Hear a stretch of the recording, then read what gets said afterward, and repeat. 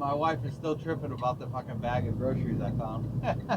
She still thinks that I went shopping for it or asked somebody how to make it. I'm like, I wouldn't ask anybody. I'd Google that shit. She's still tripping. Had to tell her mom. It was fucking funny.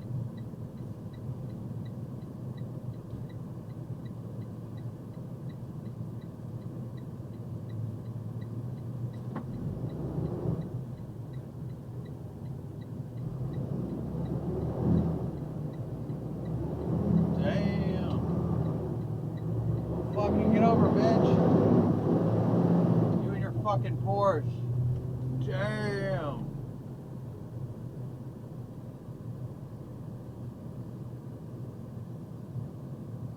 What a bitch.